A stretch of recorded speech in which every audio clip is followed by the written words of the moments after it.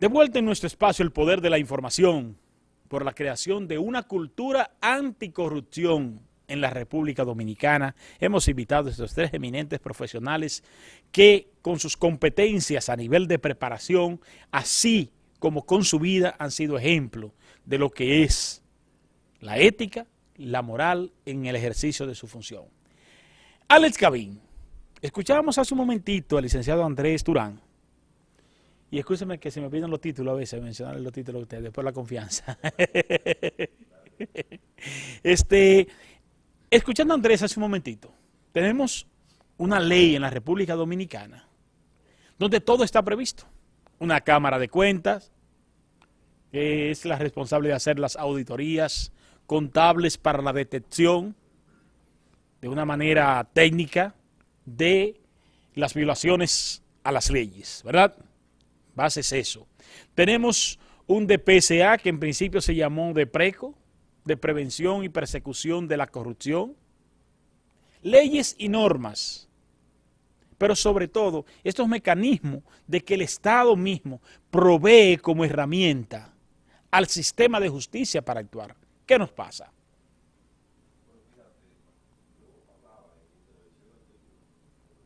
El régimen de consecuencia en la República Dominicana y en muchos países que no son los europeos.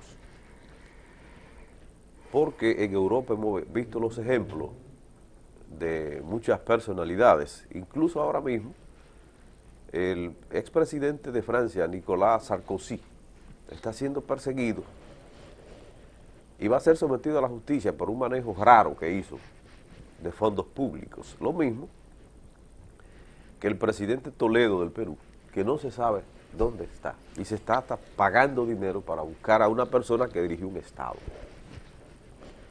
Entonces aquí el régimen de consecuencia, si vemos la historia, como decía Roberto Santos Hernández,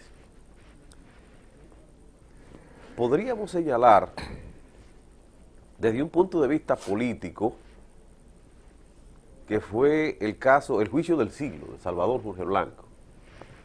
Y yo decía en un comentario que más bien Salvador Jorge Blanco fue sometido por un asunto político para buscar un resultado. Un juez puesto por un político, igualito que ahora, pero para con otro buscar, mecanismo. Claro, para buscar un resultado con la inteligencia política del doctor Joaquín Balaguer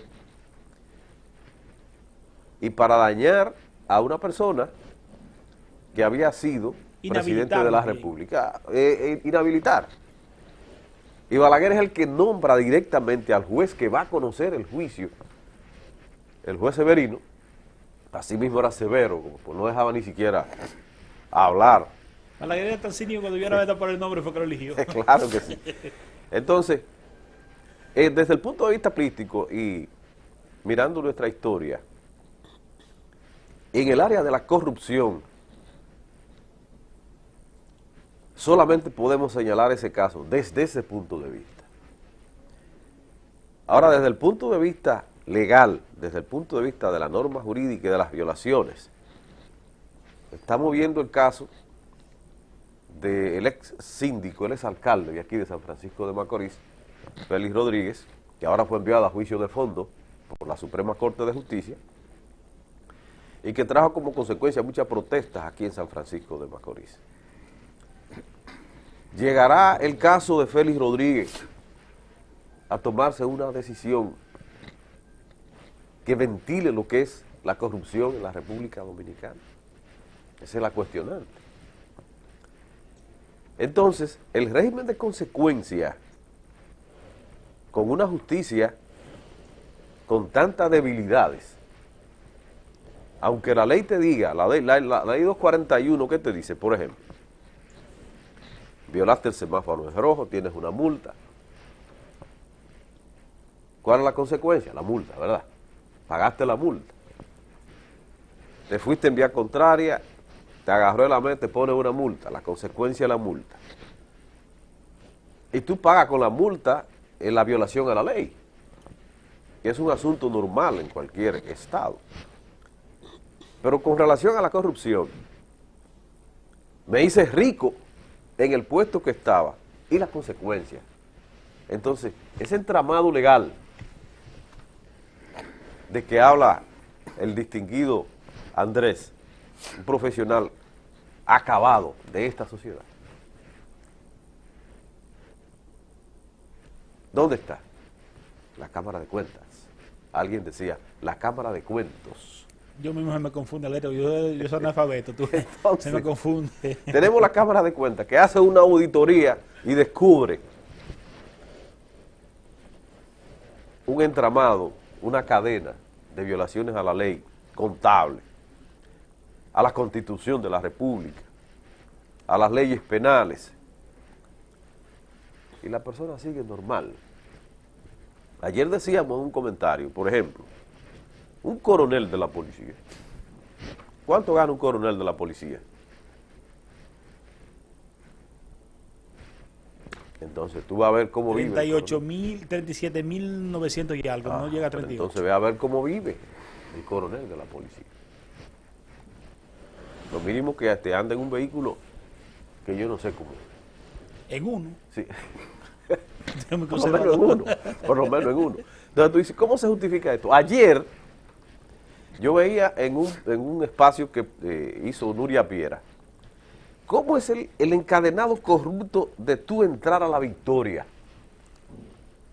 Desde el policía que está afuera, que dice una señora muy mayor de edad que fue a llevarle 700 pesos al que está allá adentro para que su hijo pudiese dormir en una cama. Pero antes de pasar por ese, tuvo que darle 25 pesos a este, 25 al otro, 25 al otro, para poder llevar los 700 pesos finalmente al que le va a alquilar la cama. Mira eso, el negociazo que hay en la victoria. Entonces las consecuencias, ahí mismo Nuria estaba entrevistando a uno que fue militar ahí, que dicho sea de paso lo cancelaron porque él no aceptaba por su No era rentable en el negocio. Exacto, por su religiosidad. Rompía la cadena de Él comercialización. rompía la cadena de complacencia y lo cancelaron. Y él estaba hablando muy responsablemente. Entonces, en ese sentido, el Papa Francisco dijo esta semana, dijo, yo estoy en paz, pero en la iglesia hay mucha corrupción. Entonces me recuerda la frase de Balaguer, que Roberto Santos siempre lo ha dicho, la corrupción se detiene en la puerta de mi despacho. Es la misma cosa. Papá dice, aquí hay de todo, pero yo estoy en paz. Entonces la situación es que en nuestra República Dominicana, las leyes, si tú te pones a ver las leyes penales, tienen consecuencias fuertes, en muchos sentidos, pero falta la aplicación. Falta ver la aplicación. Por ejemplo, Wilson Gómez, ministro de cualquiera de los que tiene la capacidad para hacerlo. ¿Qué pasa? Ninguna. Tiene la capacidad para hacerlo. De cualquiera de los estamentos del Estado Dominicano. Entró en una bicicleta. No es que yo me oponga al progreso, pero vamos a oponernos al progreso al estilo japonés. Exacto. ¿Verdad? Vamos, porque yo me recuerdo, óigame, Roberto Santos fue mi maestro en la UAS. Y recuerdo a Roberto Santos porque Roberto Santos iba mucho a mi casa a conversar con mi papá, con Sisto Gavín, padre, Sí. en la fundación y la formación de la ADP. Oye, esa gente pasaron muchísimo trabajo. Mi papá cayó preso inmensidades de veces, porque Balaguer decía que era un grupo de revolucionarios que lo iban a tumbar cuando estaba formándose la ADP. Y recuerdo esa trayectoria de vida de Roberto Santos, que ha sido maestro de maestros de muchas generaciones. Ahí está Roberto, dando clases. Fue rector de aquí del CURNE. Y ahí está Roberto, es un ejemplo. Entonces, podría decirse lo mismo de gente que ocupó cargo aquí en San Francisco de Macorís, podría decirse lo mismo. No podemos decir lo mismo. Compañerito de estudio de uno. Claro, compañero de estudio. Yo viajaba desde en el Santo mismo Domingo, punto. en Santo Domingo, Claro. yo viajaba con muchos de ellos en la guagua banderita y nos reuníamos ahí mismo en la Claro. guagua banderita y hacíamos los diseños de campaña. Y en el expreso Motazá. viajábamos a la UAS, a la capital. Sí. ¿Verdad? Entonces la situación es, desde el punto de vista jurídico, o sea, lo que es la justicia, el entramado del sistema judicial en la República Dominicana, hay muchos jueces que han hecho el trabajo y que están ahí, jueces que merecen nuestro respeto. Son de la luz. Claro, son de la luz que decía Roberto, son de la luz que decía Roberto, pero nos falta todavía esa decisión de Estado, para limpiar el aparato corruptor en la República Dominicana, ese entramado, ese encadenado, con consecuencias que tienen que ser duras. En Colombia, yo vi ahora mismo en Colombia, este señor que estaba ligado a la Odebrecht, iba saliendo normalmente de un autobús y fue apresado ahí mismo, sin ningún problema, apresado. No, ¿y qué pasa? Y dice, bueno, a usted lo están acusando de esto, vamos para que usted diga allí si es verdad o es mentira. Bueno, pues el hombre ha tenido que llegar a un acuerdo también, porque fue verdad que lo sobornaron, pero está preso. Está preso.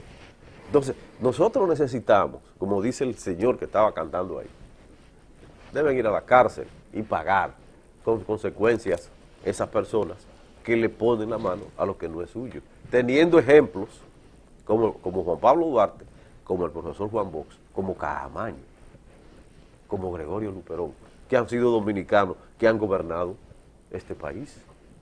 Entonces el asunto es, como decía Andrés en una oportunidad, una voluntad de querer hacer las cosas bien y de querer hacer las cosas para beneficiar a los demás, como dice el líder de los clubes rotarios, Paul Harris, dar de sí antes de pensar en sí.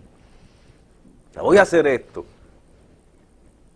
para beneficiarme yo y para beneficiar a todos los que están aquí, porque si yo hago la cosa bien y distribuimos bien las riquezas, tenemos menos pobres, tenemos más educación, ¿verdad? Y tenemos más y mejores ciudadanos. Y tu capital tiene más utilidad también, una sociedad más desarrollada, porque el problema de nosotros es que queremos tener un buen capital, pero no contribuimos con una visión social de que ese capital aumente su utilidad con una sociedad más desarrollada. Claro que sí. Y lo que hacemos es aniquilar nuestro propio capital. Exactamente. Andrés, esos términos contables de que usted habla, ¿tienen su fortaleza en cada una de las estructuras? Sí, el Estado Dominicano se ha dado una organización administrativa moderna. Y ahí están los estamentos, y ahí están las leyes, y ahí están los procedimientos. Lo que sucede, volvemos a lo que decíamos ahorita, a la voluntad y al régimen de competencia que decía el compañero Alex. Tú tienes, por ejemplo, el tema de la Cámara de Cuentas, que por cierto, la Cámara de Cuentas, de hace un tiempo, y como es un tema legal, yo sé que usted lo maneja mejor, quienes dirigen la Cámara de Cuentas son miembros, antes eran jueces.